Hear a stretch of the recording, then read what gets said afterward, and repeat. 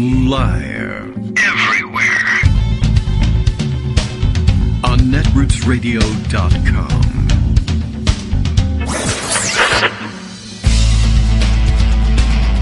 David Waldman. Kagro.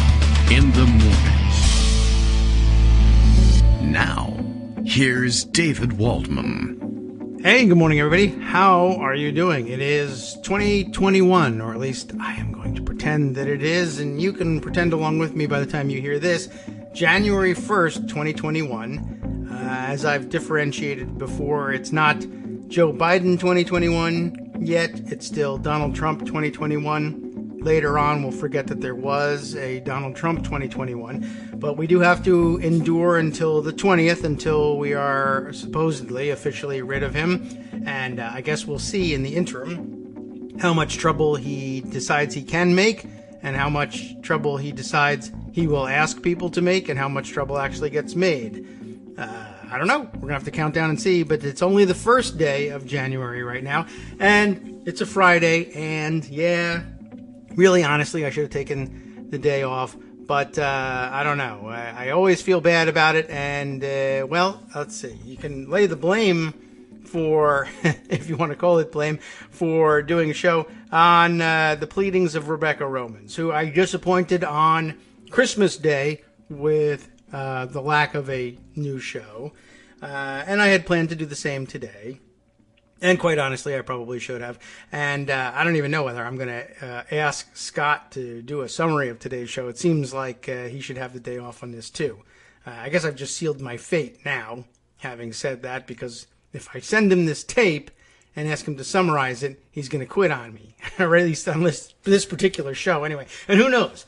Maybe forever. I don't know. Anyway, I think maybe I'll wrap it up myself. At any rate, I felt like maybe I should go ahead and do it because there were so many stories that I didn't get to. And with having Ian join us yesterday after Greg's stint in the 9 o'clock hour, we covered a lot of great stuff, and I think we put together a great show. But then I realized, most of the way, I knew this was coming. There are a million little stories that I wanted to try and squeeze in by the end of the year. But because it's a Friday, I think this counts as the end of the year, even though it's actually technically the beginning of the year. So, I don't know. Let's go ahead.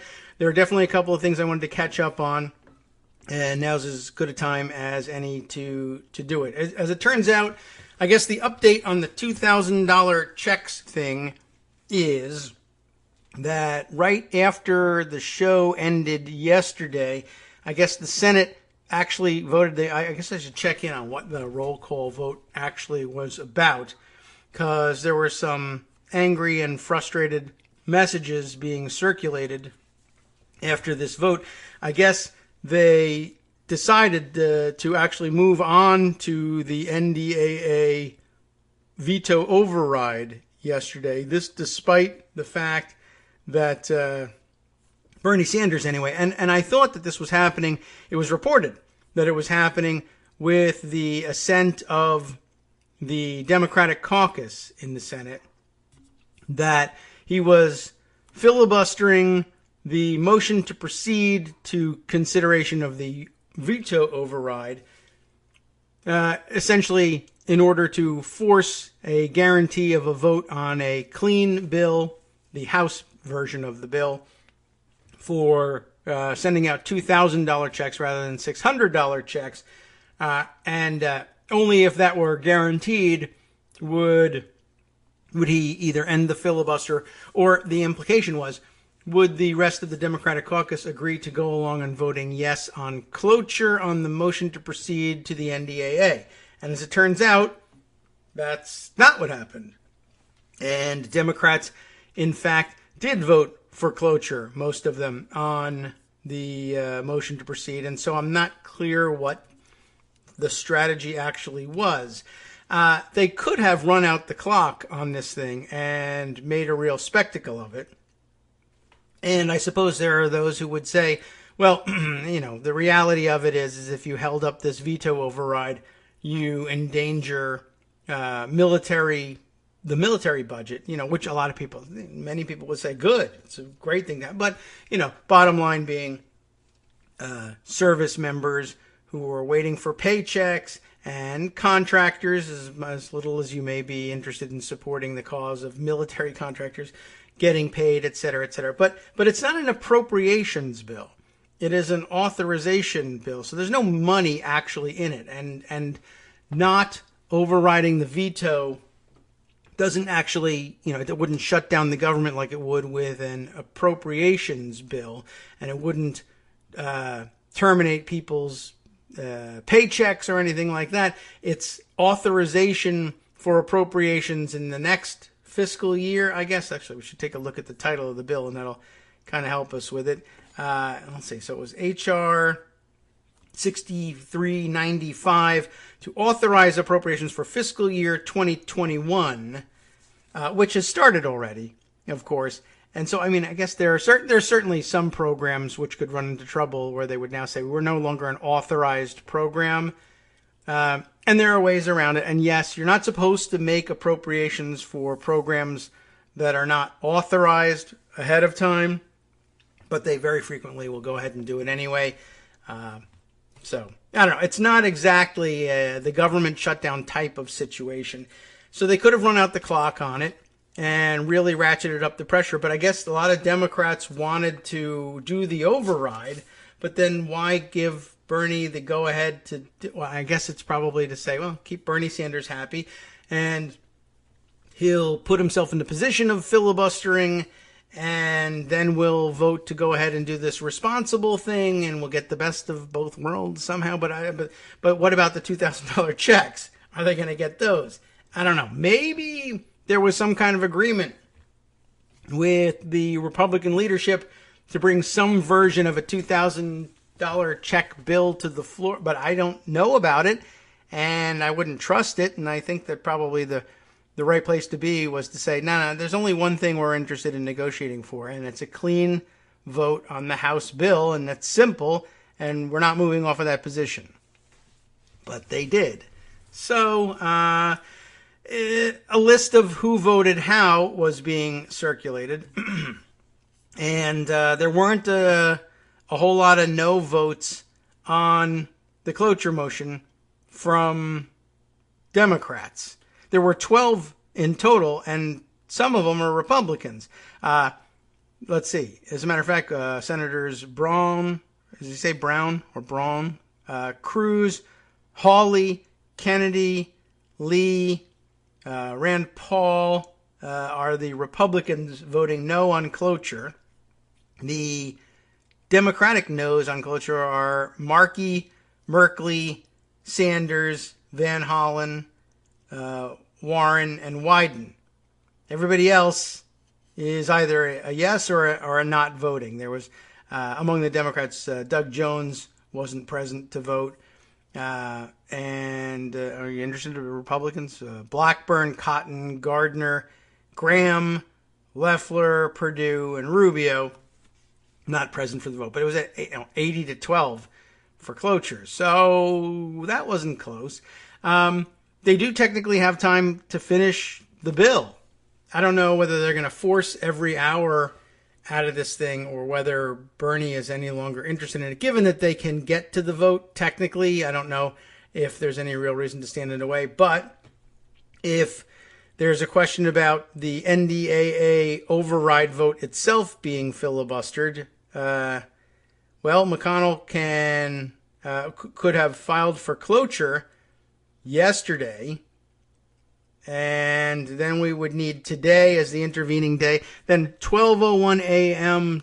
on Saturday, just after midnight tonight, wink, wink, they could vote on cloture on the override vote. And then you have 30 hours of post-closure time you got to deal with. But it's now 12:01 on Saturday morning. That takes you to 24 hours, takes you to 12:01 Sunday morning. The remaining 6 hours takes you to 6:01 a.m. Sunday, January 3rd. That's real tight because the Congress, the 116th Congress, adjourns sine die by noon on the 3rd, on Sunday. But it's only 6 a.m. now. So they can, in fact, have the vote and pass the veto override if that's what happens, and get the job done. So I guess the question then falls to Bernie Sanders. Are you going to make them run the 30-hour clock from 12:01 a.m. on Saturday to 6 a.m. on Sunday, knowing that they have from 6 a.m. Sunday to 12 p.m. Sunday to hold that vote, and there's nothing you can do about it at that point? Or do you just say, fine, if there's nothing I can do about it, then just go and have the override vote at 12:01 on Saturday morning? Or I could just say, all right, I'm not going to filibuster the thing. There's no point in filibustering it. They will file cloture and succeed. So I'll get out of the way and let's just have the vote, right now. So we'll see. Maybe that question is already being answered as we speak, because I'm speaking to you from before today. You see, it's time travel. All right. Anyway, I just wanted to kind of get that one out of the way. I don't really know what what the deal was with planning this thing out, or with saying that Sanders was working with the tacit approval of the entire Senate Democratic caucus. I mean, they didn't disapprove of it, but they didn't back it with votes either. So, that's a little weird. I guess one other alternative strategy that I wanted to mention that doesn't really actually work, but was actually kind of funny, is the tweet from, let's see, who is this? Beth Lynch. That's the handles. Beth Lynch 2020. I don't know whether she's running for anything in 2020, but it's too late now. And she proposes the idea everybody should send a $2,000 Venmo request to senator@mcconnell.senate.gov.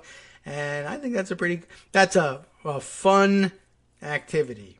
You probably won't get paid, but I think that's as good as emailing them and saying, we want you to have a vote on it. Send them a Venmo request. That'd be pretty funny. I'm in favor of that one. Good guerrilla activity out there. All right. Let's see. Other things that I wanted to catch up on. Here's some news that I only saw in between shows that I'll include for you now, because now is Friday and it's okay to do this because this came out after the Thursday show. You get the idea. Another time travel problem. The Huffington Post reported this one. This was well done in terms of just calming people's fears, or anticipating their fears and calming them. But you should be able to work this one out on your own, I think. But Sarah, what is it? Bobolts? Oh, I'm not sure how she pronounces that one. We'll do the work for you, and you will see that it makes sense, and you too will not panic. All right. The news apparently underlying all of this is that a California nurse who got the first one of his 2 vaccine shots has contracted COVID-19 in between. And that's liable to make people panic and say, oh my God, the vaccine doesn't work. But that's not what it means. And as they put it here in the headline, no, it's not surprising that a California nurse would get COVID-19 after his first vaccine shot. And no, it's also not that the vaccine caused him to come down with coronavirus. That too, I think, a likely panic point where people would say, yeah, but a vaccine has the live virus in it, although they're supposed to be in weakened form, but maybe it wasn't weak enough, or his immune system was this, that, or the other thing, and he caught that's why I won't get the vaccine. But a reminder that that's not actually what they're doing. This is not like old-time inoculation where they give you a little bit of smallpox. It is a modern-day engineered vaccine, that doesn't contain live virus, doesn't contain dead virus. It contains only part of the genetic coding of the virus that's supposed to enable your body to recognize, to recognize the coronavirus and its protein spike, and it's, I guess, the mRNA instructions to build a fake protein spike that your body knows how to defeat before the live virus ever shows up and tries to use its protein spike. I can't explain all these things, but the point is that there's no actual virus in the vaccine, and that's not something that's an actual thing to worry about. So here's the news and the rest of the explanation. A nurse in San Diego is making headlines for testing positive for COVID-19 about a week after receiving a coronavirus vaccine shot. But in no way does this mean the vaccines don't work. To the contrary, doctors and public health experts expect things like this to happen to some people. Remember, what we're talking about here is a shot that, even when you get both shots, has 95% efficacy, which means that you can expect about 5% of people who get the shot and get both shots on time and everything to get coronavirus anyway. It's just that 95% of the people who might otherwise have gotten coronavirus anyway don't. And of course, if you get one shot, and we've learned along the way that it is about 50% efficacy, then it's still, after your first shot, 50-50 that if you are exposed to a pretty serious viral load of COVID-19, you might actually come down with COVID-19. The good news is it's only 50-50, because if you just stood in a cloud in the miasma of somebody else's COVID-19 exhalations and droplets and aerosols, you are probably going to get it.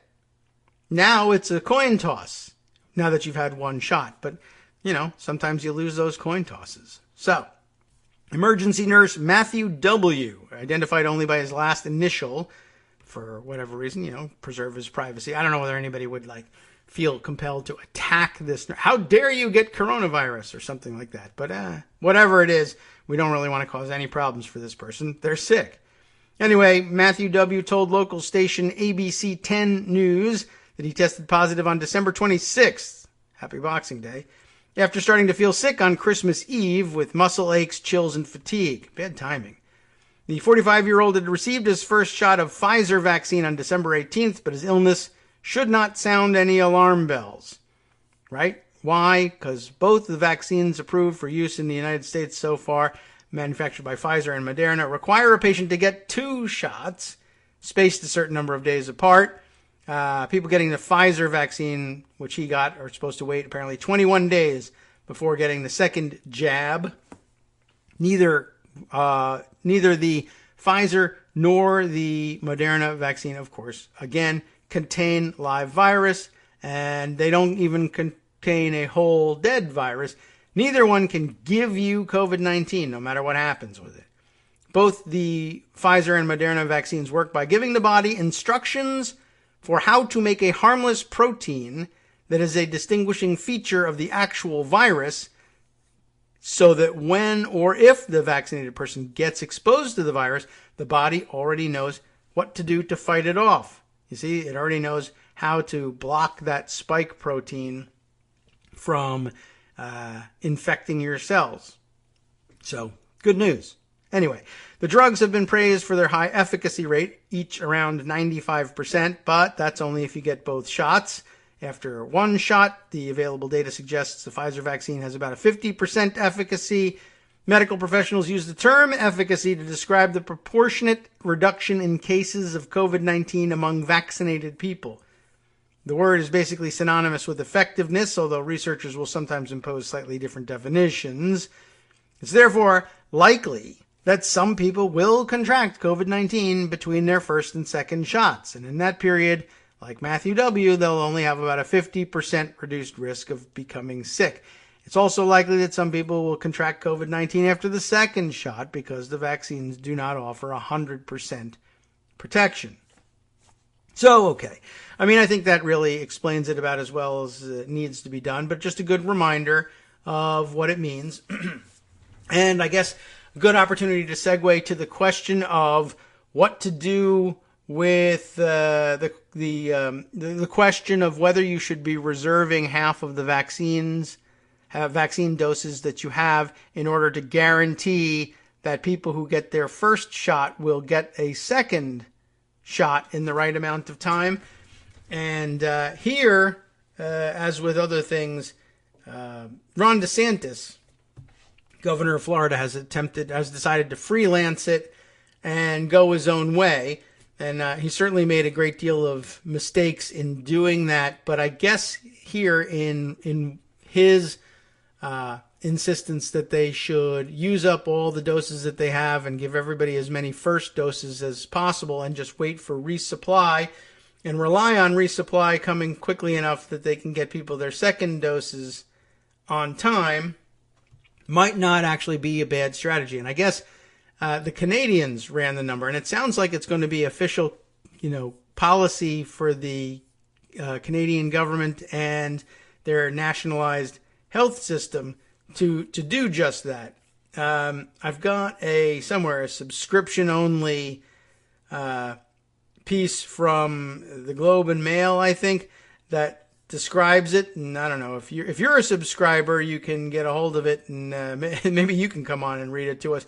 But the headline tells the story. New data favor administering COVID-19 vaccines as fast as possible and not reserving doses. They did the math, and I guess essentially, even if those second doses don't show up, you still are you're still giving everybody 50% efficacy with the vaccine, right? So every exposure that would previously have given, somewhere in the neighborhood of 100% chance of spreading infection now has only a 50% chance of spreading infection. That should cut down on the transmission rate, and that should help take us out, help anyway, a little bit at least, to ease us out of pandemic situations and keep the growth rate down. And especially if you're vaccinating the most vulnerable, either to serious cases of COVID-19 that might cause you to die, or the most likely transmissions, as that might be the case among healthcare workers, who are constantly exposed to the virus. If you're cutting down on the places where the virus is experiencing the most transmission, yes, I got it right the first time, then you're doing well by your society at large. The transmission numbers drop, and you begin to get things back under control. And if you can get them the second dose, so much the better. So Ron DeSantis might not have been completely in the wrong on that one. That he would then take it and give it out first come, first serve. Even that isn't necessarily the worst thing in the world, though it goes counter to the planning and strategy. But the real problem is that it creates panic situations and forces people to do dumb things like congregate in what could become super spreader events, waiting online in the cold. In some cases, it's not that cold, I guess, in Florida, but unhealthy situation, certainly for the elderly and frail who are hoping to get these vaccines, to have to sit outside and wait on stuff like this. So anyway, I guess it's not the worst mistake in the world, and I wanted to bring that to everyone's attention, that it could actually work out okay. So that, and also good news, or no reason to panic on the clickbait type of story about people who got their first vaccine dose and then got COVID anyway. Let's see. One other thing that I can throw in here probably before our break. Something I've been watching and wondering about for a little while now, since I've been doing the nightly updates on the COVID-19 pandemic statistics, both here at home and around the world.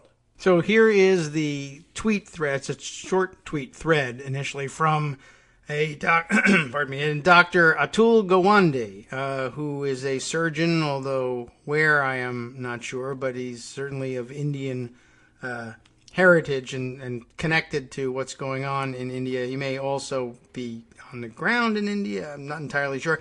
But he puts it this way. India was on a trajectory to have the worst COVID epidemic in the world.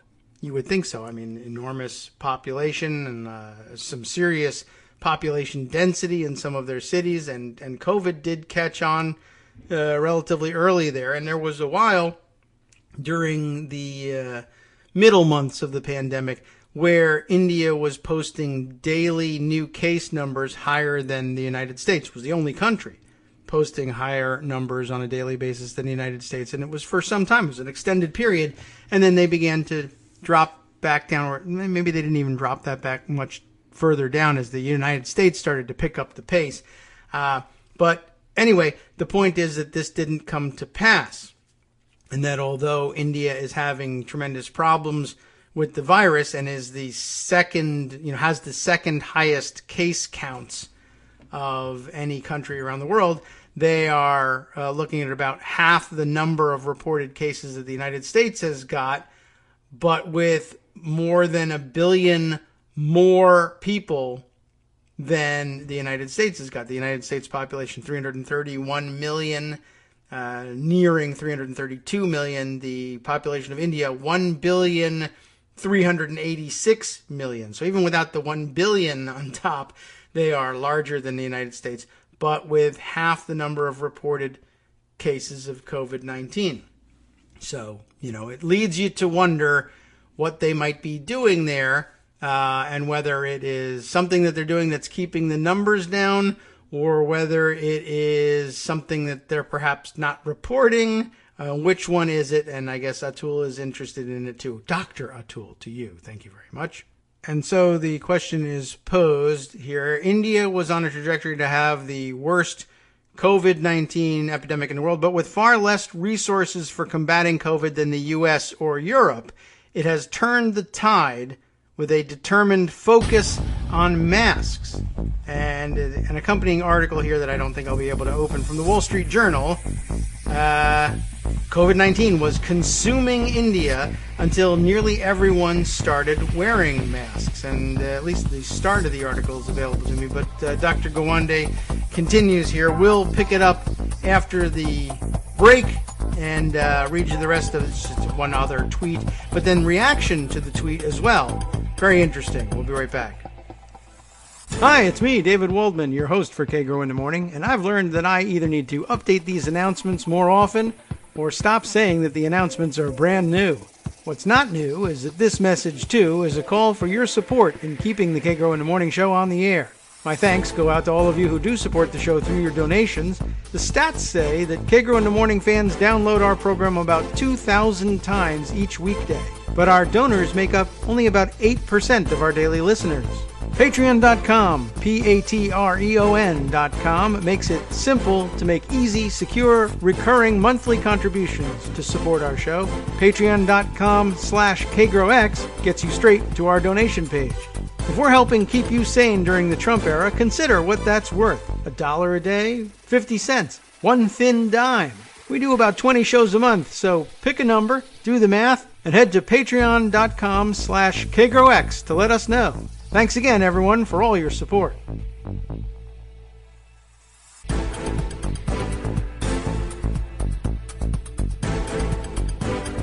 Welcome back now to the Kagro in the Morning Show here on Roots Radio. Yes, where we left off was with Dr. Atul Gawande's tweet about this Wall Street Journal article that seems to indicate that widespread acceptance of masking in India is what saved them from certain COVID-19 doom. He continues on with a second tweet, which I think is a quote from the Wall Street Journal article, along with a chart that was included in it. Indians have embraced masks thanks to a combination of factors, including a healthy fear of the virus among the public, a unified voice from authorities, billions of automated phone messages, and hundreds of thousands of masking violation tickets. And this is the result, this chart, which is then displayed titled New Confirmed Cases of COVID-19 in the United States, European Union, and India. And guess what? It shows large increases or continuing increases with fluctuations in the United States and in the European Union. But a peak in mid-September for India, whereafter everyone else began climbing even more. India starts its downturn, having passed its peak. So, good news at the very least. Now, interesting, there's reaction, I guess, from others interested in events on the ground in India. Others of, apparently, if their names are any indication, who are Indian as well. Vinay Aravind making the observation, Atul, I've read your books and I'm a fan, but I'd urge you to speak to your friends and family in India, which I guess means he's elsewhere, to ask about mask compliance here before boosting this story that the writer appears to have made out of whole cloth. That would be disappointing, wouldn't you think? On the other hand, response here from Meenakshi Ravi, who says, hey, Vinay, I read the article when Atul tweeted it, and I checked with family in India, and some parts seemed to hold. Certainly not the line about Modi wearing masks. I've seen recent videos with a maskless Modi. That probably shouldn't surprise anybody, but let's see. So there's a lot of back and forth here. So she continues here. So much of India's COVID response has been deeply problematic, not the least the lockdown with 4 hours notice. But from my perspective here in the UK, where the numbers are crazy, I'm impressed by some elements of the effort in India. Vinay responds, yes, but mask compliance is not even anywhere close to widespread. Forget universal. This is a fact-free premise. On the streets, maybe 30 to 40% of people are wearing masks in the cities at best, and outside the cities, I hear the proportion's even lower. Could be. Very interesting. Let's see. Anybody else here? Another observation saying, let's see, from Here Dreams Sharon. How about that as a handle? Look at the Western numbers and look at the Indian numbers. Deaths per million and critically ill are less in India versus the West. That proves so much. I guess in villages, masks may not be required as numbers and density is low compared to cities like Mumbai and Delhi. So, interesting back and forth about this. The Wall Street Journal article, well, I'm not certain how much of it we're supposed to take as gospel here, but whatever's happening, somebody ought to get to the bottom of what's happening in India, because there's no other real explanation for how they've been able to suppress the spread of the virus, given the size of their population and the size of the initial infections in the cities. There's really no other explanation that I can think of for it, but, hey, that's not my job. But maybe the rest of you have some idea or have come across a source that might help explain it, or you've got a theory of your own. All right, moving on, just to hit a couple of other subjects here. And again, no particular order. This is just how they happen to have landed in pocket. This was an interesting one. Axios reporting this, and, they're a headline and Twitter-focused outlet. So I'm not sure how in-depth they went, but I was surprised to see no mention of this. Although it seems like the headline and tweets that I saw about the story were designed to elicit everyone's memory of this happening before. The headline on it, Scoop. Trump administration declassifies unconfirmed intel. That's bad news already. On Chinese bounties. Yes, bounties. Jonathan Swan on this one. Also Bethany Allen. Ebrahimian. Bethany Allen Ebrahimian, the co-author on this piece with Jonathan Swan. So what's the news? The Trump administration is declassifying as yet uncorroborated intelligence. Again, that's a problem by itself. Recently briefed to President Trump that indicates China offered to pay non-state actors in Afghanistan to attack American soldiers. Two senior administration officials tell Axios. And of course, well, that's meant, I think, to elicit memories of the Russians allegedly having done the same thing, and eliciting no response whatsoever from Donald Trump. Now, if it's even to be believed that he was, in fact, briefed with information that would indicate that the Chinese were doing the same thing, or I suppose that they were the ones behind the first one, it's odd that he reacts in this way in particular, that I'm going to declassify this uncorroborated intelligence, which is not smart, to prove my point and to also prove my ongoing vendetta against China. But, in service, almost, how could it be viewed otherwise? It's in service of the Russians, he has nothing to say. Now this is actionable intelligence, that there's a rumor that the Chinese are doing it, but it's not a problem when the Russians are doing it. I mean, Bounties are bounties. All right. Well, their next section here, the big picture, says the disclosure of this unconfirmed intelligence comes 21 days before the end of Trump's presidency, after he has vowed to ratchet up pressure on China, and months after news reports indicated that the Russians had secretly offered bounties for Taliban militants to kill U.S. troops in Afghanistan. The Chinese embassy in D.C. didn't respond to a request for comment. Trump is not believed to have discussed the matter with President Xi Jinping. Trying my best on the pronunciation here.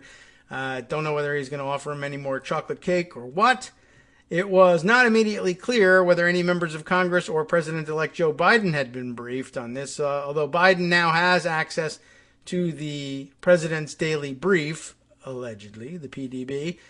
Behind the scenes, what's going on? The intelligence was included in the president's briefing on December 17th, and Trump was verbally briefed on the matter by National Security Advisor Robert O'Brien, officials said. I guess that's sort of their roundabout way of saying, we wrote it down for him on December 17th, but then Robert O'Brien told him what it was at some later date because, he's not going to read the thing you gave him. Administration officials across multiple agencies are currently working to corroborate the initial intelligence reports. Axios was not able to visually inspect any reports detailing the intelligence. A summary was described by phone by the officials. Why it matters? Well, come on. If this intelligence were to be confirmed, it would represent a dramatic strategic shift for China and sharply escalate tensions between China and the U.S. If the intelligence does not prove accurate, it raises questions about the motivations of the source behind it, as well as the decision to declassify it. And I gotta tell you, I think that's where we are. I don't know. I can't think of anything that China, any way that China benefits from doing this. Particularly because the groundwork has already been laid for believing something like that might happen because of at least the rumors that Russia was doing so. The only thing I can think of that argues in favor of this intelligence being correct is China saying, well, what the hell? The Russians did it and didn't get punished for it. Maybe we won't either. Although, why would they believe that? Anyway, China has long played a quiet diplomatic role in Afghanistan, inviting Afghan Taliban officials to Beijing to discuss plans for a peace deal and encouraging an Afghan-led solution, though Chinese-made weapons and financing have at times also flowed into the conflict there. It seems incongruous, and that's enclosed in quotes there, incongruous that China would take such a provocative action in Afghanistan. Andrew Small, a senior fellow at the German Marshall Fund, who specializes in China-Afghanistan affairs, told Axios, pursuing peace in Afghanistan is, quote, one of the extremely rare areas where the U.S. and China still have a willingness to work together on an area of importance, Small said. They know the drawdown is taking place. We're not in the context where anything else needs to happen to U.S. troops in Afghanistan. There is no reason to create additional pressure on U.S. forces. Then they offer us a flashback. In June, White House Press Secretary Kayleigh McEnany lashed out at the New York Times for publishing, quote, unverified allegations about the Russian bounty intelligence. She suggested rogue intelligence officers were undermining Trump and U.S. security. She also insisted Trump hadn't been briefed because the intelligence hadn't been fully verified. So I guess that explanation no longer operative, as he is now sharing and seeking to declassify unverified information about China, or that purports to be about China anyway. More here in the details. One senior official involved in the latest China discussions who described the uncorroborated intelligence to Axios said, like all first reports, we react with caution to initial reports, but any intel reports relating to the safety of our forces we take very seriously. On December 22nd, officials held a policy coordinating committee meeting to discuss the matter, said a second senior official with direct knowledge of the internal discussions. The official said the PCC was focused on two objectives: consultation with the IC, intelligence community, of course, on attempts to verify initial reports, and consultation in the intelligence and defense communities around the force protection posture for remaining forces in Afghanistan. Officials would not describe the source or sources of the intelligence or say when or over what period of time the activity occurred. One said, the U.S. has evidence that the People's Republic of China, they abbreviate here PRC, attempted to finance attacks on American servicemen by Afghan non-state actors by offering financial incentives or bounties, and said the National Security Council is coordinating the whole of government investigation. He would not say whether he was referring to the Taliban or go beyond the descriptor of non-state actors. The timing of the alleged bounty offer is unclear. The source would only say that this happened sometime after late February when the U.S. struck its deal with the Taliban. He also noted that there had not been an American combat death in Afghanistan since. He said the administration received earlier intelligence about PRC weapons illicitly flowing into Afghanistan. Next, the Between the Lines section. The British and U.S. governments have previously complained about Chinese-made weapons being used by the Taliban. The interest in Afghanistan stems in part from Beijing's desire to prevent Chinese Muslim separatist groups from using the country as a base. They do, in fact, share a border way up in the north of Afghanistan. Afghan security officials recently discovered an alleged Chinese spy ring operating in the country, apparently seeking to target Uyghurs there, according to a December 25th report from the Hindustan Times. Don't forget, they add in this last section, Trump received heavy criticism earlier this year when he admitted that he had not addressed with Vladimir Putin the unconfirmed intelligence reports that Russia had been offering bribes to the Taliban to kill American soldiers. The commander of U.S. forces in Afghanistan, General Frank McKenzie, said in September that, quote, it just has not been proved to a level of certainty that satisfies me, unquote, that Russia offered these bounties. This information was included in the PDB earlier in the year, the New York Times first reported. We continue to look for that evidence, McKenzie said of the reports on Russia. I just haven't seen it yet, but it's not a closed issue. And that's the end of the quote and the end of the article. But interesting that Trump would react this way. It seems a little too convenient in the timing things to close out the administration this way and to get one more shot on China. Remember, of course, even in his stupid lie video promising everybody Regeneron, he said China would pay a big price, and have yet to see that happen. And maybe he just sort of realized that on the way out the door and thought he could pull something off. Let's see. How about this one, since Russia was mentioned? And we were earlier talking about these statistics on COVID-19, wondering why it was that India was reporting, or was able to report, these declining numbers. And I did hint at the possibility that maybe they weren't telling the entire truth, but there's nothing in the story that I was able to see, and the part of it I was able to see anyway, that hints that that's the case. But instead, there's this from The Guardian. Let me open this up here. Russia, also no surprise here, Russia admits to world's third worst COVID-19 death toll. And that's a surprise, of course, because the current third worst death toll would be India, the way it runs at the moment. USA, with our total over 351,000, according to Worldometers. Brazil next at 194,000. India at 148,000, going on 149,000. Then Mexico, Italy, UK, France, and Russia at number 8 with 57,000 reported deaths. And I've suspected for a while that Russia has been restricting its reporting. Well, you know, they're Russia, and they kind of have a history with that.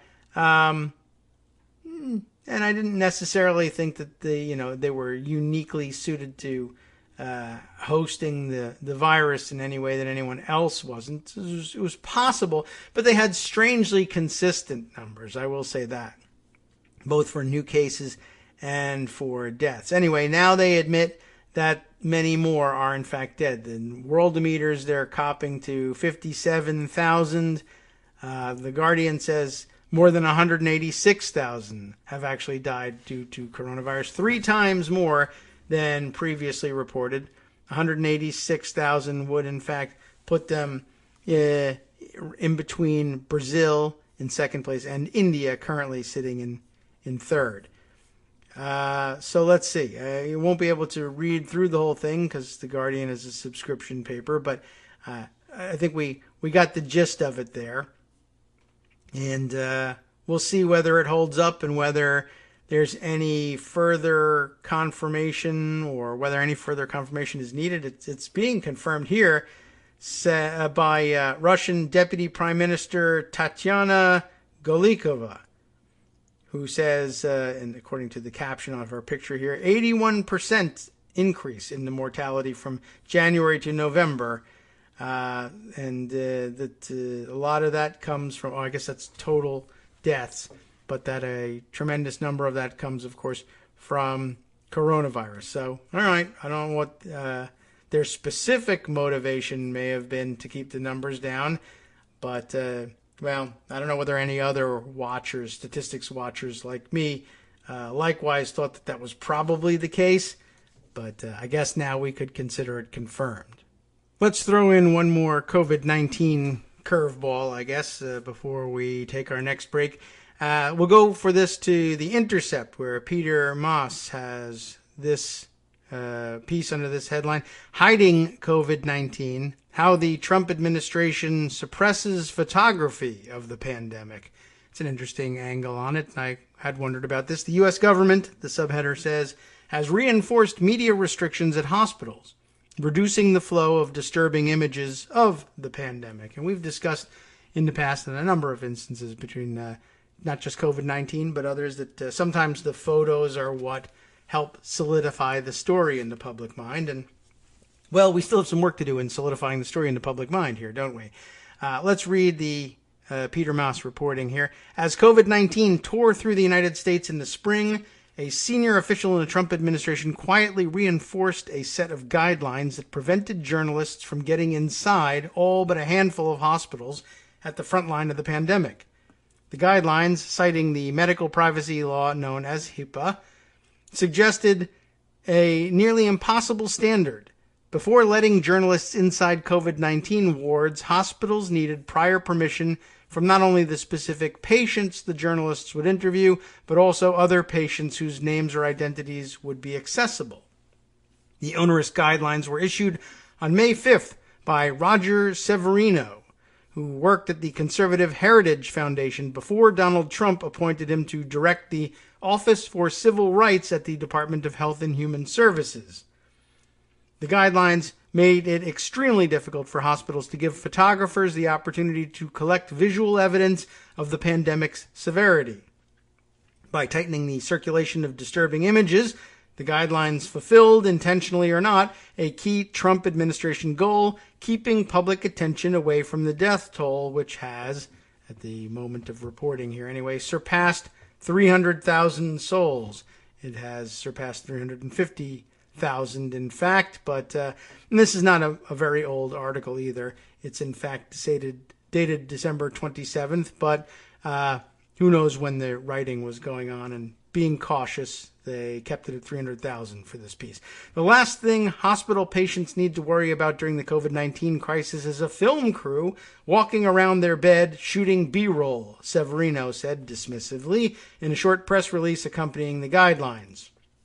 In the pandemic's early days, when hospitals were first inundated with media requests, the prevailing HIPAA guidelines were quite restrictive, even on matters that had nothing to do with media access. Those guidelines predated the Trump administration and were not written for pandemics, but the scale of the COVID-19 crisis quickly forced the Trump administration to loosen a wide range of privacy restrictions on medical providers, except, as it turned out, the ones that kept Americans from viscerally seeing the ailing and the dying. For instance, HHS allowed hospitals to share COVID-19 information with first responders and with organizations involved in COVID-19 testing. Hospitals were told that they would not face sanctions for sharing information with the families or friends of COVID-19 patients. Doctors were freed to discuss or transfer patient information with technologies that were not secure, such as email, FaceTime, and Skype. And as it relaxed these restrictions, the agency said that the medical providers would not be punished for breaches of patient confidentiality if they acted in good faith during the pandemic. The government's permissiveness did not extend to journalists. The media guidelines announced by Severino in May reinforced HIPAA's restrictions and warned hospitals that violations could bring fines in the millions of dollars. The announcement was not reported by general interest publications, but news outlets for the healthcare industry noticed what had happened. The headline of one of those industry stories was blunt: "Patient privacy prevails over COVID-19 media coverage." Severino's guidance, little known outside the healthcare industry, may help solve one of the mysteries of the pandemic. Why have Americans seen relatively little imagery of people suffering from COVID-19? While there is a long-running debate over the influence of disturbing images of death and dying, whether they actually move public opinion, the relative paucity of videos and photographs of the pandemic's victims might help explain why COVID-19 skepticism has thrived as the death toll in America reaches the level of a 9/11 every day. For society to respond in ways commensurate with the importance of this pandemic, we have to see it, wrote art historian Sarah Elizabeth Lewis. For us to be transformed by it, it has to penetrate our hearts as well as our minds. Images force us to contend with the unspeakable. They help humanize clinical statistics and make them comprehensible. From the moment COVID-19 took hold, journalists in the United States experienced immense difficulty getting access to what amounts to ground zero of the emergency. This was not because they were not trying. They deluged hospitals with requests to document what was happening. Nor was it because doctors and nurses resisted. They clamored for more attention to the agonies endured by the patients. With infrequent exceptions, hospitals said no to the requests from journalists, often without explanation. Lucas Jackson, senior photographer for Reuters, recalls that at the start of the pandemic in March, he worked with a team at Reuters that called nearly every hospital and trauma ward in New York City. They created a spreadsheet of the hospitals and whether they had been contacted and what their response was.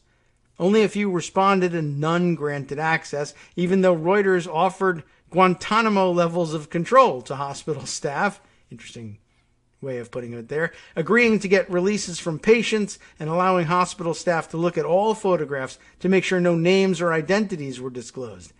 If that's what it takes, we were willing to do it, Jackson told The Intercept. Michael Camber, the former war photographer who directs the Bronx Documentary Center in New York City, recalls security guards shooing him off the sidewalks in front of Lincoln Medical Center. This is the greatest loss of life on the American continent in such a concentrated time, and we're seeing almost no images that really convey the devastation and the death, Camber said. Absolutely true. And by the way, I've been watching the death numbers and comparing them to things that are universally recognized as mass death incidents, and it is rather remarkable when they say in a concentrated amount of time, in 10 months or so, 9 months so far of the pandemic. I don't know. I think I've probably mentioned it on the air. There are more Americans have died of COVID-19 in 9 months than were killed in combat in all 4 years of World War II. I know I've made mention of that before. We're now beyond World War II and World War I combined in terms of the losses, and we, will very shortly. It's estimated with January estimated to be the deadliest month so far, and possibly 100,000 more losses to come in the month of January, bringing us to 450,000, nearly 500,000, of course.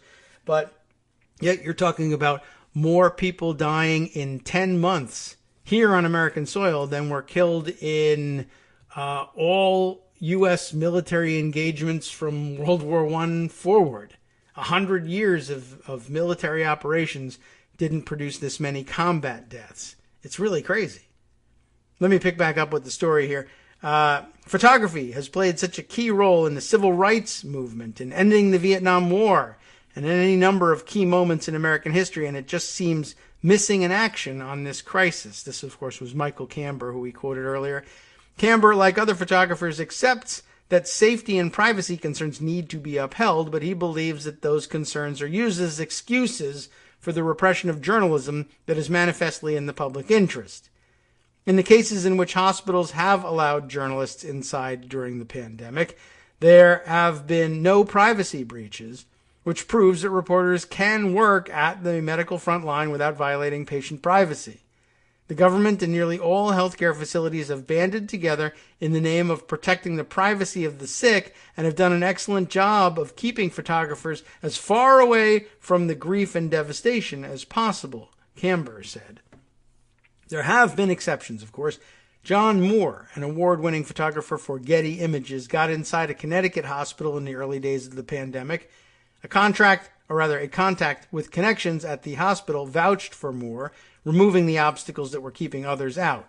Even so, Moore had just one visit to the intensive care unit, working in a hurry, with a communications official carrying a stack of releases that everyone he came into contact with had to sign. Moore did not take pictures of patients' faces.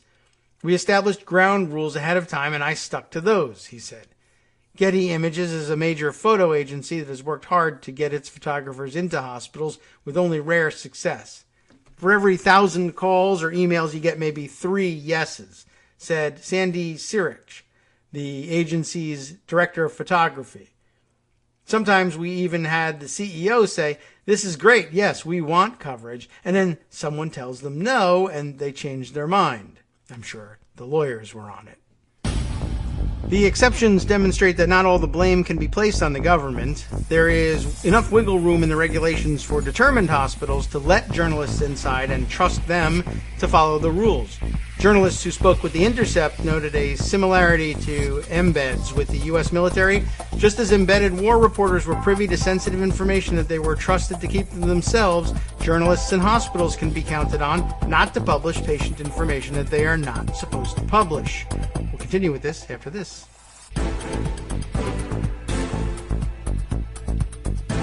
Welcome back now to the Kagro in the Morning Show here on Netroots Radio. Continuing with this Intercept article from Peter Moss about photography at least in the initial days of the pandemic, and I guess continuing till this point, inside hospitals. Where are those photographs? Why aren't we seeing them? A photographer who got access to several hospitals in the early months of the pandemic expressed quiet fury that most medical facilities in the country chose to keep their doors closed. "I was not happy that I had a scoop," said the photographer, who asked that their name not be used in order to protect the ability and their employer's ability to continue to work inside hospitals. "I was not happy that I had exclusive access. I felt that all my colleagues should have had the same access I had. The dearth of images of death and dying directly contributed to the disinformation about COVID-19 and the ongoing disbelief in our country. Full stop." And the hospitals have to answer for that. The hospitals bear some responsibility, although I guess the effort here is to show how much of that might have been at the behest of the Trump administration. The war metaphor sheds light on why 300,000 coronavirus deaths have elicited a shallower national response than the loss of life in previous catastrophes. Domestic opposition to the war in Vietnam was shaped by imagery of U.S. soldiers as well as Vietnamese civilians in agonizing moments of injury or death. Americans were horrified to see the true face of war. Having learned its lesson, the U.S. government suppressed imagery of American casualties in Iraq and Afghanistan. The Embed program aimed at preventing journalists from roaming around battlefields on their own, taking pictures of whatever they wanted. Eerily, the Embed guidelines used by the Pentagon included a prior consent clause similar to what HIPAA demands. The guidelines prohibited war journalists from publishing pictures or videos of wounded soldiers unless they had prior written permission from the soldiers, which is a practical impossibility on the battlefield. Names, video, identifiable written or oral descriptions of identifiable photographs of wounded service members will not be released without the service member's prior written consent. The guidelines also enforce the ban on photography of the dead. Images clearly identifying individuals killed in action will not be released. The unifying principle between repressing photography of a war and photography of a pandemic is that a population that cannot see human carnage will not object as strongly to its perpetuation and will not care as much about the incompetence that brought it on. Hospitals and nursing homes may not have the mendacious intent of the U.S. military, but their actions have a similar effect of making it nearly impossible for ordinary Americans to be confronted with visual evidence of the true cost of the calamity that's unfolding. The Intercept reached out to a number of hospitals to ask about their media policies, including Cedars-Sinai in Los Angeles, Mount Sinai in New York City, all the Sinais, I guess, and Georgetown University in Washington, D.C. The only one that responded was Massachusetts General in Boston, which provided the following statement. MGH has been restricting outside photographers from working in areas of the hospital where staff care for COVID patients. This is for both the privacy of our patients and also for their safety and that of our staff. Throughout the pandemic, the hospital has taken careful steps to minimize the amount of people coming to campus to ensure that only those essential for patient care and hospital operations are working in the building. While we recognize the importance of telling the story of how this pandemic has affected our patients and staff, our top priorities must always be privacy and safety. Our team has taken additional steps to make our experts, caregivers, and consenting patients available to journalists remotely, as well as images and videos captured by our staff photographers. As the daily death toll reaches shocking new highs, there continues to be relatively little photography of patients in hospitals. The Intercept reviewed the front pages of the New York Times and the Los Angeles Times for the past month and found no photos of hospital patients on all but a few days. When there is photography from inside hospitals, it is almost always of doctors and nurses. The pandemic certainly gets its share of visual coverage, but the pictures tend to be surrogates of suffering, such as people wearing masks as they wait for COVID-19 tests or go about their daily routines. Because it doesn't happen often, when a powerful photo from inside a hospital happens to emerge, such as Go Nakamura's photo of a doctor embracing a COVID-19 patient last month, it gets an enormous amount of attention. Events on this scale are understood through abstractions, which is necessary and likely helpful in terms of psychological defenses, but it also results in a disconnect between people who experience it firsthand and those who do not, noted Dr. Elizabeth May, a psychiatry resident at a hospital in New York City. As a physician, I wish that those close to me could really picture and see what I have seen, that I could know that they have seen this and not feel like I need to protect their abstractions when what I really need is their support and empathy. Willingly or not, some hospitals have turned themselves into apparatuses of silence, and staff inside them are upset. In April, when the first surge of pandemic decimated New York City, a nurse at Lincoln Hospital shared video footage of herself and other staff describing the difficulty of treating COVID-19 patients without adequate protective gear or life-saving supplies. The video was published by The Intercept, and shortly afterward, the nurse, Lillian Udell, was informed by the hospital that she was being investigated for HIPAA violations. That prompted another nurse at the hospital, Kelly Cabrera, to speak out. HIPAA is kind of being used to gag people, she told The Intercept's Akela Lacey. We're all experiencing the most difficult working conditions we've ever faced, and everybody who is speaking out is doing so to advocate for patients, ultimately. It looks like hospital administrations tend to run to HIPAA for their protection, not so much for patient protection. May, the psychiatry resident, noted how some hospitals, even in a pandemic, are reluctant to show what happens behind their doors. Hospitals, as businesses, are profit-driven entities, as profit-driven entities, do not want to be associated with death and suffering. It is very off-brand for them, I think, said May. So emerges an unfortunate dovetailing of HIPAA as a safeguard for civil rights and HIPAA as a vehicle for hiding off-brand aspects of medicine. As a psychiatrist, I find myself thinking about shame and what role institutional shame has to play in the hiding of death and suffering. Dr. Elizabeth Poorman, a physician in Seattle, was particularly blunt on social media. Americans do not respond to statistics, she wrote on Twitter in June. They respond to stories. Every hospital needs to let cameras in and show what dying of COVID looks like. Instead, PR departments silence us. Responding to a commenter who said HIPAA was silencing the hospitals, Poorman shot back, "No, HIPAA is the excuse."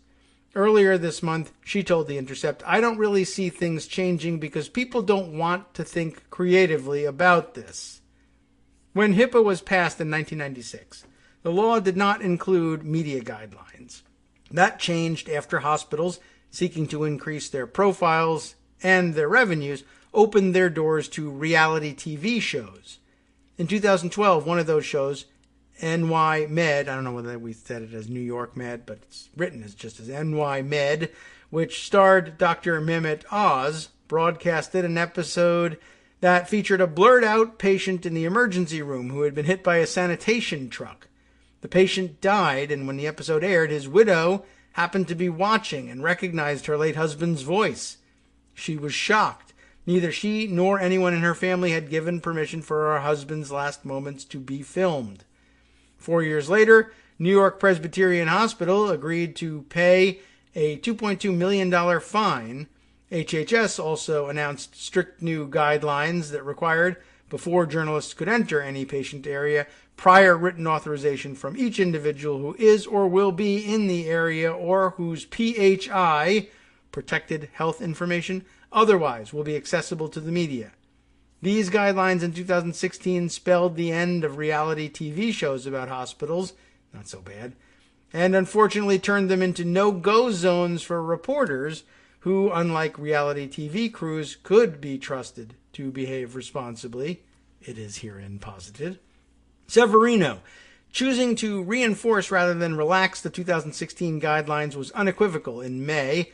The COVID-19 public health emergency does not alter the HIPAA privacy rules' existing restrictions on disclosures of protected health information to the media, his guidelines stated, which on the surface is a defensible position at first anyway.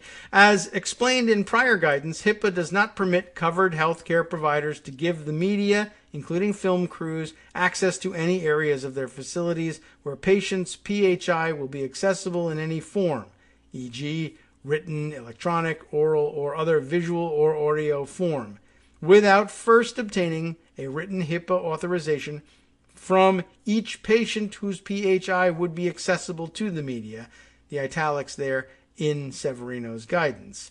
Severino declined an interview request from The Intercept, but his office released a short statement in his name that said his decision to relax some HIPAA guidelines can help save lives during the pandemic. Seems true. His statement justified the reinforced media restrictions by saying that hospitals allowing camera crews to film COVID-19 patients in distress without their permission is a breach of trust that violates patients' privacy rights. Also defensible, I think. But this ignores the fact that the lessons of 2012 have been learned. Nobody is proposing to broadcast videos or photos of non-consenting patients. In essence, Severino is all but barring journalists from hospitals because he says they will do something that they pledge that they will not do and that hospitals would not permit them to do. Adam Green, an expert on HIPAA and a partner at the law firm Davis Wright Tremaine, said it comes down to the amount of legal risk a hospital is willing to assume and the amount of time it is willing to devote to figuring that out. A hospital has to wade through a lot of regulatory questions before deciding to let a journalist inside, and that means tapping into legal resources that might be scarce or expensive. And if a decision is made to grant access, there's always a chance that something could go wrong and a privacy breach could happen. When you look at the incentives for hospitals, it is much easier to decline the request and avoid any risk of penalty, Green said. That seems true. There's not much in it for them to spend the time and resources to navigate HIPAA to find a way to do this. That's the conclusion of the article. I think it's certainly true. But yeah, I'm struck by the defensibility of Severino's positions, at least initially, though I'm open to saying that there maybe is some balancing to be done here such that we can conduct some kind of a public awareness campaign, even at this late date. But none of the restrictions that were put in place initially, even when read alongside the loosening of restrictions in the early months, seem terribly problematic or hypocritical to me. Now, the after effects were such that they certainly inured to the benefit of the administration in suppressing the severity of the story, and that may have been the initial motivation in it. And it's easier to believe that than to believe that a Trump administration official was overly concerned with, the rights of thousands of the hoi polloi who would be dying from COVID-19, not like us cool people who get Regeneron and survive, for instance. But, they would have an awfully hard time proving it. And really, quite honestly, I don't know that Peter Maas even did a great job making his case with this one. It's a tenuous case, I think, at best. But one worth noting, so I think it was well worth the time given over to noting it for the record. Duly noted, and moving on. Okay, how about an update on the antics upcoming for January 6th? I know we'll have time to deal with that a little bit, and I'm sure we'll go over some of what we discuss here today, but I'll give you the weekend to think it over. More Republicans signing up to register their objections. I don't know how many of them will actually speak on the floor or make their objections during the joint session. But several dozen, I guess, House members have decided to sign on to this thing. But, we heard just the other day that Josh Hawley now declares his intention to sign on to the effort, probably along with, are we now calling him Tom Tuberville? Maybe Ron Johnson, though Armando mentioned that maybe he was backing off of that position. I don't know. There's a long list here of Republican House members who appear intent on raising their objections. And I guess that means, in practical terms, that they will probably have nothing to say, but will sign the various written objections that will be put forward. So let's see if we can just run through. I mean, there's a bunch of them here. I don't know what order they're in here. Is it alphabetical? Yeah, it looks like it is. Brian Babin, Babin, I don't know, I'm from Texas. Andy Biggs of Arizona, we've mentioned him before. Here's the QAnon crazy lady from Shooter's Restaurant in Colorado, Lauren Boebert. Mo Brooks, who was the first one out of the box saying he would object. Ted Budd of North Carolina. Representative-elect Jerry Carl of Alabama. And Representative-elect Madison Cawthorn, the jackass from North Carolina. That was to be expected. Another representatives-elect here, Andrew Clyde of Georgia and Byron Donalds of Florida. So a good preview of who's going to be crazy in the next upcoming House session. Jeff Duncan of South Carolina, Matt Gaetz of Florida, Louis Gohmert, of course, of Texas, Representative-elect Bob Good of Virginia, Lance Gooden of Texas, Paul Gosar, the dentist whose family hates him, from Arizona, Mark Green of Tennessee, Representative-elect Diana Harshbarger, I don't know, from Tennessee, Representative-elect Yvette Harrell, Herrell of New Mexico. So quite a freshman class coming in here on this one. Jody Heiss of Georgia, Clay Higgins of Louisiana, Representative-elect Ronnie Jackson, Dr. Ronnie Jackson of Texas. He's going to object 239 pounds worth of objection there. John Joyce of Pennsylvania, Fred Keller of Pennsylvania, Mike Kelly of Pennsylvania, whose lawsuits failed all this time, right? Dan Muser, I guess is pronunciation, also of Pennsylvania. Representative-elect Barry Moore of Alabama. Ralph Norman of South Carolina. Representative-elect Burgess Owens of Utah. Scott Perry of Pennsylvania. Guy Reschenthaler of Pennsylvania. Lloyd Smucker of Pennsylvania. With a name like Smucker's, his objection's got to be good, right? And, QAnon loon Marjorie Taylor Greene, representative-elect from Georgia, will also be objecting. G.T. Thompson of Pennsylvania, and Jefferson, he's now going by Jefferson, Jeff/Jefferson Van Drew of New Jersey. It's a long haul from entering Congress as a Democrat. Okay, so that's the update on who plans to help initiate the objections. Another point I've been discussing in the past about this, the tellers, and who will be reading the certificates, and will any of them be handed the certificates of any of the counterfeit certificates from any of the states that sent so-called alternative slates of electors. I don't see any way for those things to get to the floor unless, assuming they mailed them the way the real ones are supposed to be mailed, unless somebody in the mailroom is given direction to say, yes, hand these to the vice president on January 6th and let the games begin. I don't see how it gets to the hands of any of the tellers. And just by way of information, the tellers traditionally, I guess I would say traditionally, in modern practice, there are 4, 2 each from the House and Senate, and 2 each from the Republican Party and Democratic Party, majority and minority parties anyway. And here's who they usually go to. We discussed the other day with Armando that I guess, like Mo Brooks should have been pushing to Kevin McCarthy to name one of his co-conspirators as a teller, so that there would be somebody up there who would agree to read one of the counterfeit certificates if they found a way to get it into their hands. They didn't, as far as I know, they haven't done it.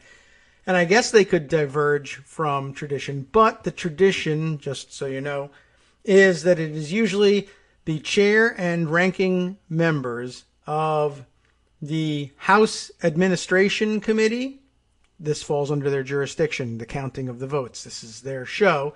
So the chair and ranking member, in this case, the chair is Zoe Lofgren.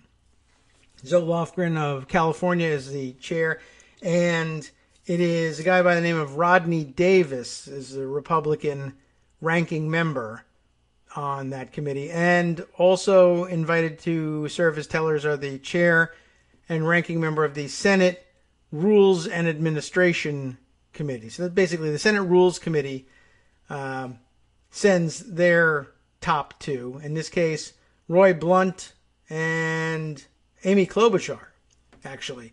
So I took a look at how they did this just to find out, is there any traditional order in which they go, or can they switch up the order, or agree among themselves what the order will be. That I don't know for sure, but the electoral vote count in 2017 went this way, and my assumption is that this was, by tradition, the chair of the Senate committee goes first.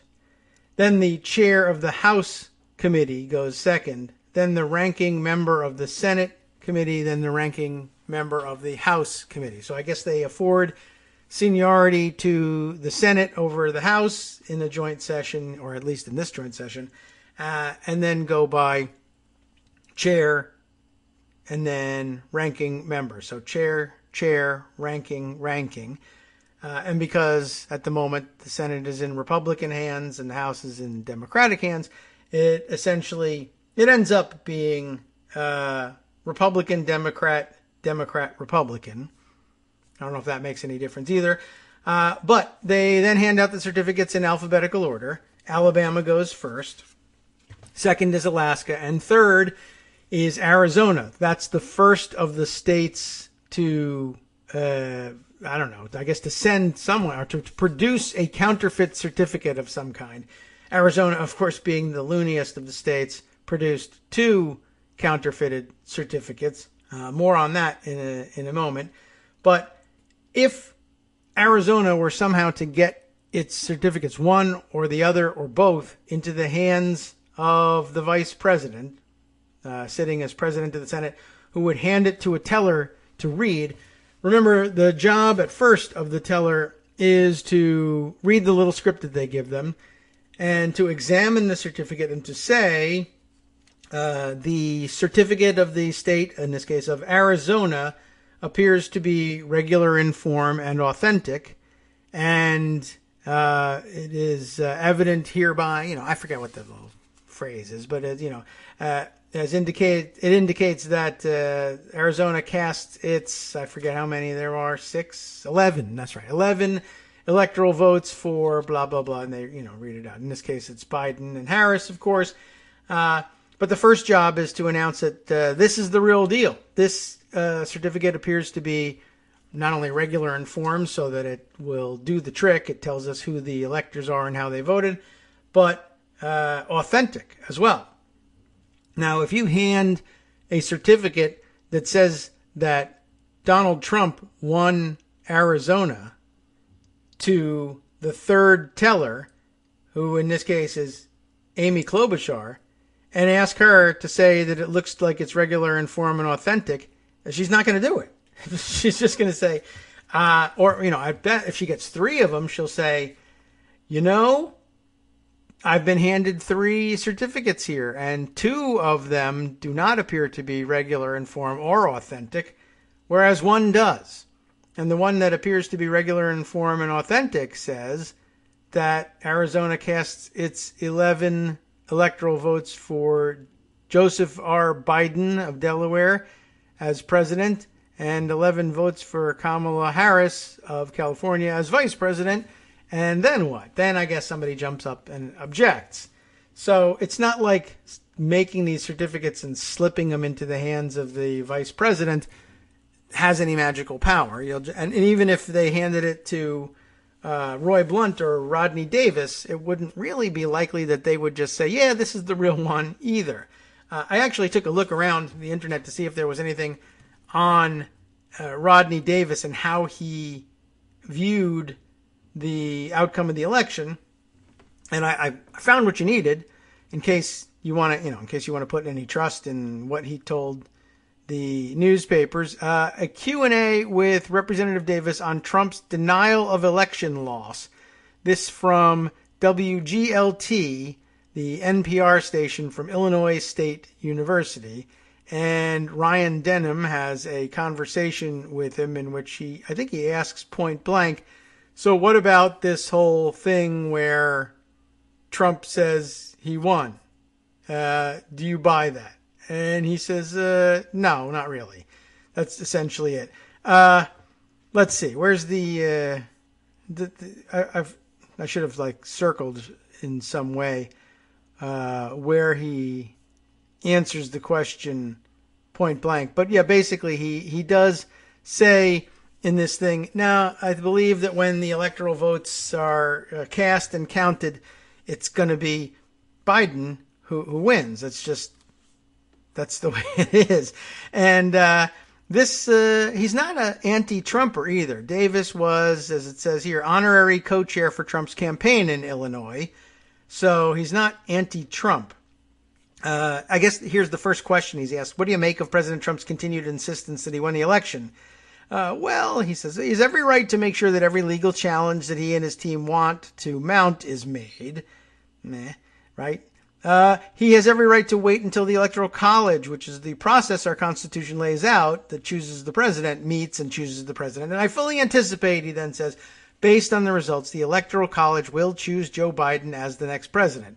But he does continue, this is an issue that the president is going to continue to pursue all legal options to make sure every vote that was legally cast and counted.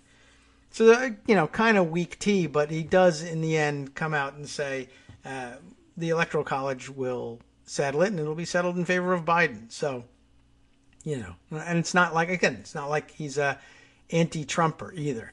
So anyway, that's going to be real interesting if they try to slip people these certificates. But I don't believe that they will, and they'll probably just land themselves in more trouble if they do. I think instead you'll have Paul Gosar and others waving the Arizona certificates around saying, we have the real deal down here and you should come and get it. And I don't know but even if it never makes it into a teller's hands, it doesn't matter. They can still lodge their objections. So that's not necessary for them to do, but they may try and do it anyway. I told you there was more about this thing, though, and for that, I want to go to the Tucson Sentinel. And our break, though, is almost coming up, so I guess what I can do here is, maybe we'll speak our way through the headline here, and we'll tease it. Well, this will sort of give the game away, I guess. I'll tell you what it says here. Who is Hobbs? I better check this out. Secretary of State in Arizona. Secretary of State Katie Hobbs asks the Attorney General to investigate fake Trump electors for employing Arizona's state seal. Yes, I figured they should be able to get in trouble for something like this. Let's see if we can get the details when we return after this break. Hi everybody, it's me, David. Let's change things up from the old fundraising pitch for just a minute and talk instead about how you can be a part of our show. If you've got a smartphone or any other electronic recording device, why not sit down and record a segment for us? Read us an important article and give us your take. Read one of your own original essays, or even just give us your commentary on something you'd like to share that's important to you. Then send the file to me at kagrox@gmail.com, and I'll try and work it into the show. Short segments, a few minutes in length, that are easiest to fit in. And of course, I can't always guarantee that I'll be able to play everything, but if you've ever shouted at your radio or TV about something you wish was being covered, here's your chance to change that. Make the show your own. Send your submissions to me at kagrox@gmail.com.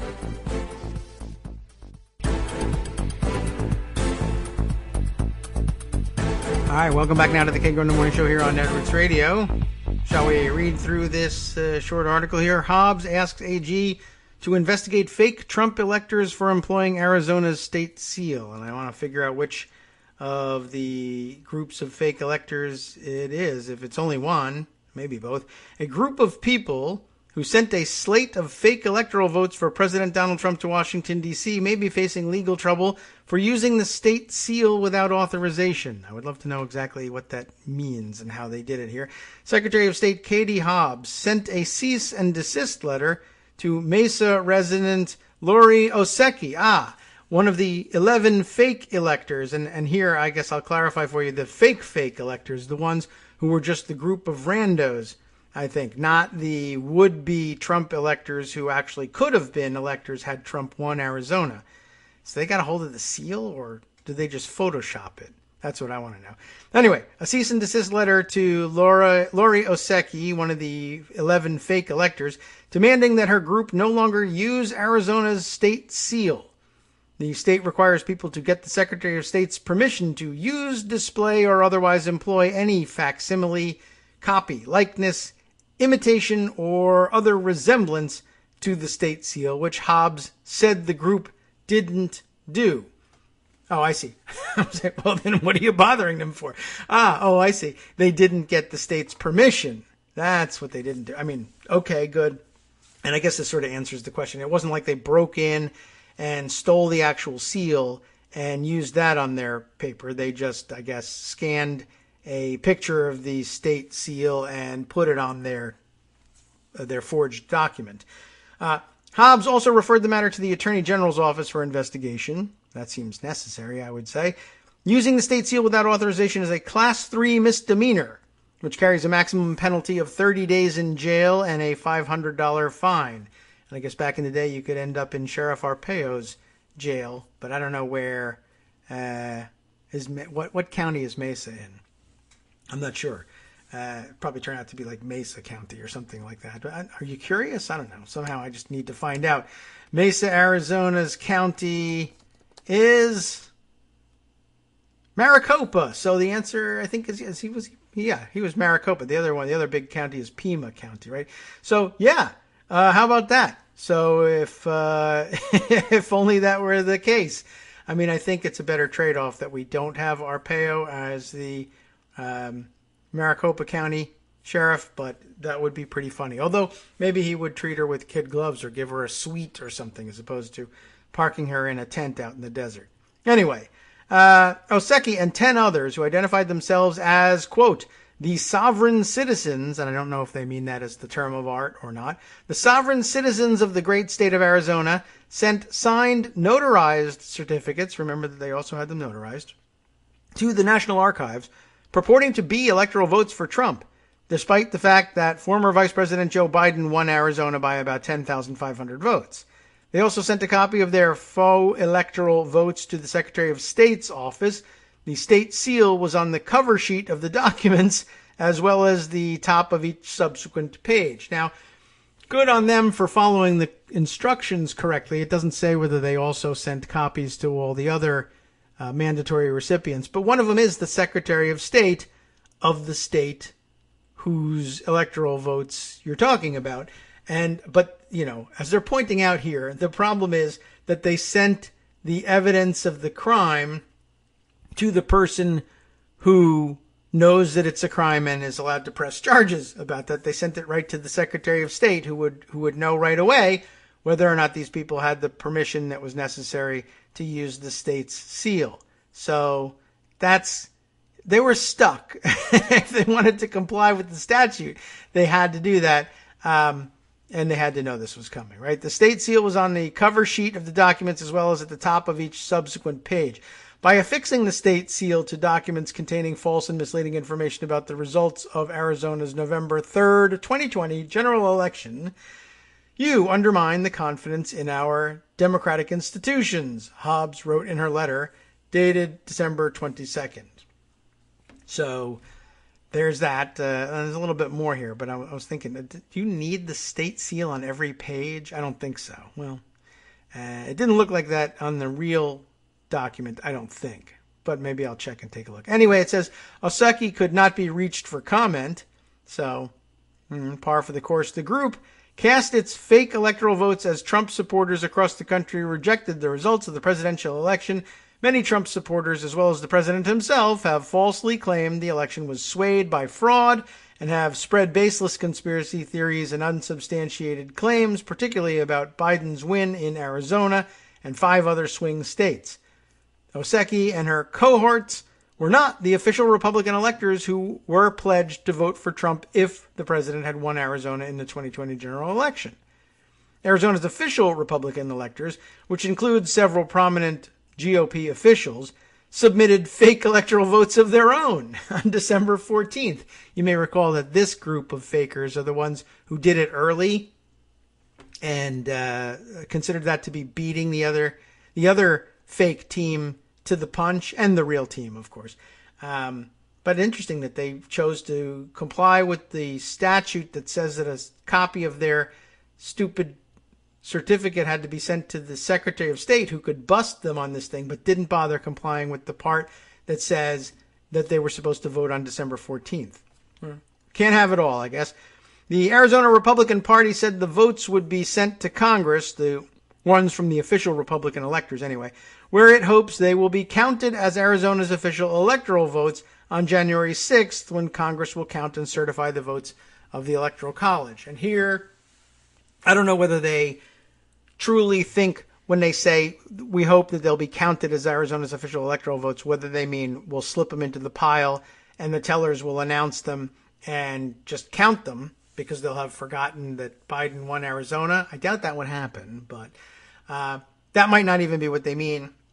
Again, a lot of these states that sent counterfeit certificates aren't actually, hoping to fool the tellers or anybody else into believing that that's the genuine certificate. It's their hope that in objecting to the real electoral votes from Arizona and these other states, the two houses will agree to throw out the real certificates and then say, well, either these states don't get to vote, or we could vote to accept these fake certificates as real and count those instead, and then they would go and vote and do that. I mean, it's the longest of long shots. They'll never get past the vote of agreeing to the objection in the first place, which means that the official documents stand and will be accepted. And then after that, there's no room for any other documents. But even if they agreed to reject the documents that were genuine, there's no real reason to believe. I mean, I guess, except for the fact that if they were to vote to throw out the real ones, they might as well just go all the way and vote to accept the fake ones too. But it's a coin toss. I don't know whether they would actually do that. But anyway, that was their hope. Some Republicans believe that Congress can reject Biden electors and instead certify Trump as the winner of the election. The notion is widely rejected because both the Democratic-controlled House of Representatives and the Republican-controlled Senate would have to vote to reject a slate of electors. Were the votes of Arizona's Republican electors to somehow be counted, they would be deemed invalid under state law. Arizona is one of 33 states prohibiting faithless electors, a term for electors who cast their votes for candidates other than their state's winner. This is actually a ticklish question here for just a second. Anyway, if an Arizona elector casts a vote for someone besides the winner, his or her position would be immediately deemed vacant, and the chair of the political party representing the winner would choose the replacement. I say it's a weird and tough question because, well, it also jumps back and forth in time here just a little bit. So if were the votes of the Arizona's Republican electors to somehow be counted, they would be deemed invalid under state law, right? Okay. Because of their faithless elector law. But I wonder, for one thing, what the text of the faithless elector law actually says, and whether it says that electors must, when casting their votes as part of the Electoral College, vote for the candidate to whom they pledged their vote when they were first selected as potential electors. So in other words, the Republican electors, I don't know. I mean, depending on how the law is written, the Republican electors, in the view of the writer of the article, would be bound to vote if they somehow made it into the Electoral College for Joe Biden because Joe Biden won the state. But in winning the state, those Republican electors would not be electors. The Democratic potential electors would have become the electors, and they would be expected to vote for Joe Biden. The expectation of the Republican electors is that if they got a chance to vote in the Electoral College, they would vote for Donald Trump. It would be, I think, again, depending on how the law is written, it could be a violation of the law for a Trump elector to vote for anyone other than Trump. Except they would never have any opportunity to vote for anyone other than Trump because Trump would have to win the election for them to be an elector. So it's all a little bit convoluted. But I guess what they're saying is if somehow Congress became convinced that these guys were the electors, then I don't know, depending on how the law is written. If Arizona's law says that the people who show up as electors, however they get there, are bound to vote for the winner of the popular vote, regardless of, of which party that was and which party these electors are from, then I guess they could say you can't count our 11 votes as votes for Trump because state law requires they be counted as votes for Biden. But, and I guess they could put the Republican electors in some legal jeopardy. Although it'd be interesting to see how they plead, again, depending on how the stupid thing is written. So I don't know. I mean, this is really just an inapt discussion. This should never have been, or inapposite discussion. It should not have been brought up, and I think is a confusion of the issue. But it would be pretty interesting. I don't know. I guess if the only situation I can imagine in which a Republican elector would sit in for a Democratic elector when the Electoral College voted is if there was a vacancy in the Democratic ranks there, and for some reason, it says here that the chair of the political party representing the winner gets to choose a replacement. Why they would choose one of the Republican electors, I have no idea, except to test the state law. If I select you, does state law say you have to vote for Trump, or does state law say you have to vote for Biden? And you might be in trouble either way. Do you want the job? No. So I don't see it happening. I guess it is the open and shut case on that one. I don't know. What is the long and short of it is really what I wanted to say, but I had a different set of opposites in mind for some reason and said that one. Okay. Let's see. With that out of the way, where can we go next? I mentioned this one already. Here's another little piece of coronavirus news. One or two pieces here. One is word from a Republican official who tested positive for COVID-19 after attending the White House Hanukkah party, of all things. Interesting. It looked like that was, possibly a super spreader event. There's only the one right now that I know of. Who knows whether there's more? And he says, well, I didn't listen to the warnings.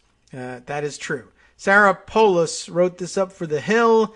Let's find out who it is. A Massachusetts Republican leader who has COVID-19 says he most likely contracted it at the White House Hanukkah party on December 9th, according to local station WJAR.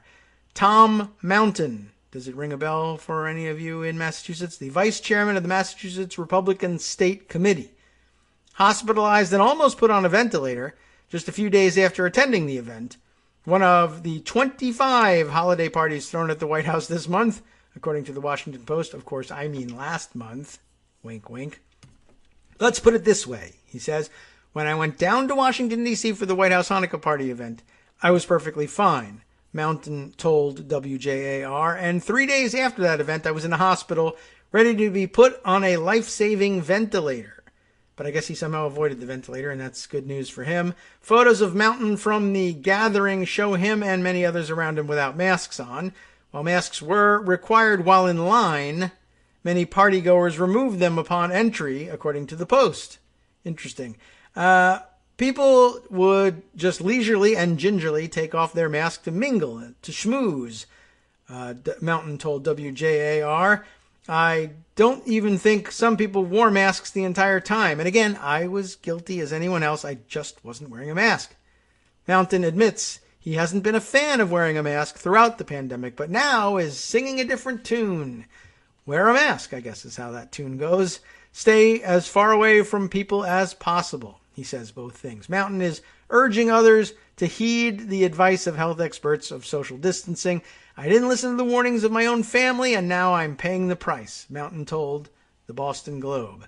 Oh boy. Well, keep paying. There are others among this group. Let's see. Jumping back into Pocket, I know there are one or two more that I wanted to share with you. One was pretty entertaining. I think we talked about these guys at some point. Maybe. The Hill, Jordan Williams, reporting several attendees at Republican Club's viral holiday party test positive for COVID-19. Can you believe it? This is the Whitestone Republican Club of New York, in Queens, New York. We saw their video. I think we shared the story of them doing the conga line, leading a conga line around the party room, holding Trump flags. And this was the one where one of the people was interviewed and said, we're adults and we get to make our own decisions about our lives. And we wondered whether that was true about what they thought about other people and their decisions about say, marijuana legalization or abortion.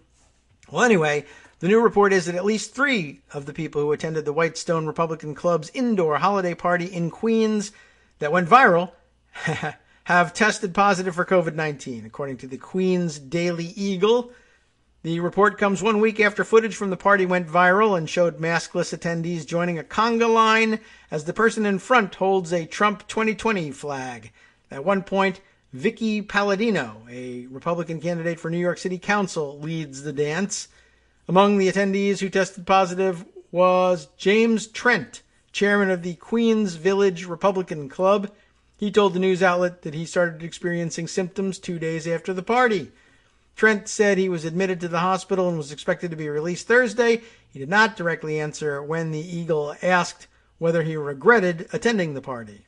He just says, it was a wonderful time and a great party, but I'm not happy I got sick. That's pretty direct. Another attendee and his wife tested positive after the event. 3 people familiar with the couple told the Eagle. That couple has not been identified. The Washington Post reported that at least 50 guests attended the party, even though New York prohibited gatherings of more than 10 people. The gathering, which took place at a restaurant, was held before New York Governor Andrew Cuomo halted indoor dining on December 14th. The club didn't immediately respond to a request for comment. And here was the adults have the absolute right to make their own decisions, and clearly many of us chose to interact like normal humans and not paranoid zombies in hazmat suits. The Facebook post from the club read, "This is for some reason controversial to the people who believe it's their job to tell us all what to do." And I told 3 of you to get COVID and you did it. So, I think you're sheep. But what can I tell you? That's your choice to become sheep. And I honor that choice. Let's see. Another coronavirus story, just to throw it in the mix here. Let's see. Was it, who sent me this one? I think I actually have it up on, we go. Our friend Twister Cat, who sends this news, this time from Yahoo News. Representative-elect Salazar, with whom I am unfamiliar, to miss swearing-in ceremony due to COVID diagnosis. So that's 2 Republican representatives-elect who will miss the swearing-in ceremony due to COVID-19. One is dead, Luke Letlow, and Congresswoman-elect Maria Elvira Salazar of Florida announced Thursday that she will miss the swearing-in ceremony for new members of Congress on Sunday in Washington after testing positive for the coronavirus. Salazar, a Republican from the Miami area who defeated Democratic Representative Donna Shalala in one of the biggest House upsets of the election year, was admitted to the hospital overnight on December 23rd with heart arrhythmia and later tested positive for COVID-19 on top of it all, according to a statement from her office. That's a bad combination, I would think. Salazar was treated and released, that's lucky, once she was in stable condition. Following guidance from medical professionals, Salazar's office said she would self-isolate at home for at least 14 days while she continues to recover. She goes on to say, "I hope that you can forgive me as I have been unable to communicate through social media, but I was diagnosed with COVID-19, she says on Twitter. To who? I don't know. "I am in quarantine at home and getting better each day. I look forward to hitting the ground running for my community once it is medically permissible." It's good of her to take the quarantine seriously, I guess. She probably should have done it earlier. Dozens of House and Senate members have tested positive for the coronavirus, and many more have been forced to quarantine after coming into close contact with infected people.